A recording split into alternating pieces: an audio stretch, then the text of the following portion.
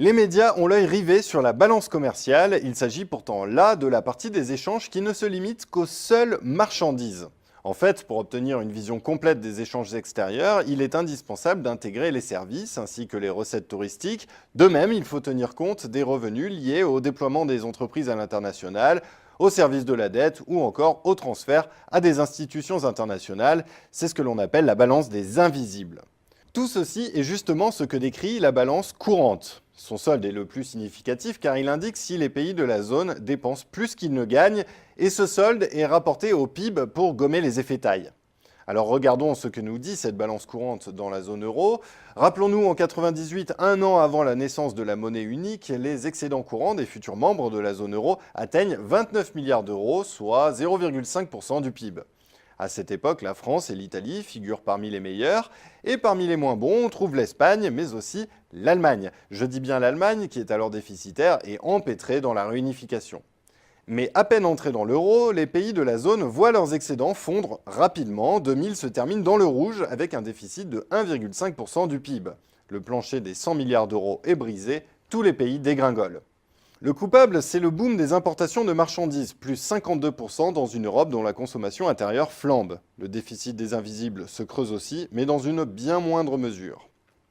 À partir de 2001, l'éclatement de la bulle Internet brise la croissance et casse les demandes intérieures.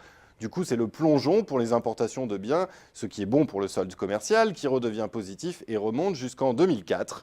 En arrière-plan, deux transformations structurelles qui vont faire du bruit par la suite sont déjà à l'œuvre. D'abord dans le sud de la zone euro, mais aussi en France, les pays choisissent de stimuler la consommation et la construction. De plus, la France subit le choc des délocalisations menées par les multinationales. Alors certes, elles en tirent des revenus, ce qui est bon pour la balance des invisibles, mais le revers de la médaille, c'est que cela n'éponge pas les dégâts dans le tissu productif. Du coup, la partie échange de biens s'enfonce dans le rouge. 2004 sera la dernière année d'excédent courant pour la France. La deuxième transformation structurelle, c'est la stratégie allemande qui, elle, est à l'opposé. Cette stratégie donne la priorité aux réformes structurelles et aux mesures destinées à restaurer sa compétitivité coût et hors coût. Et ce programme, il est mené au détriment de ses partenaires européens, à qui l'Allemagne prend des parts de marché. Pour la zone euro, c'est cependant un jeu à somme négative. En effet, ce n'est qu'à partir de 2005 que la descente aux enfers commence pour la balance courante de la zone euro.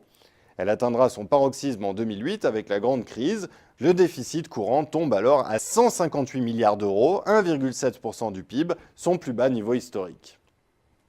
Paradoxalement, 2008 est un excellent millésime pour l'Allemagne, dont l'excédent courant flambe à 5,5% du PIB. En revanche, la France tombe dans le rouge et l'Espagne dans le noir. Mais la récession de 2008-2009 va rebattre les cartes. Les pays du Sud s'engagent dans une stratégie d'austérité et de déflation salariale.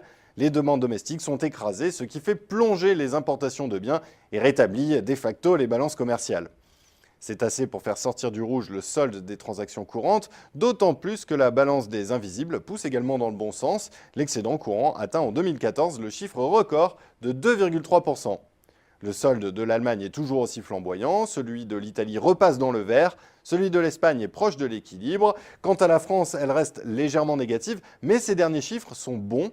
Mais ne nous y trompons pas, ce record historique est avant tout le reflet d'une demande intérieure anémique qui freine non seulement la croissance européenne, mais aussi l'ensemble de l'économie mondiale.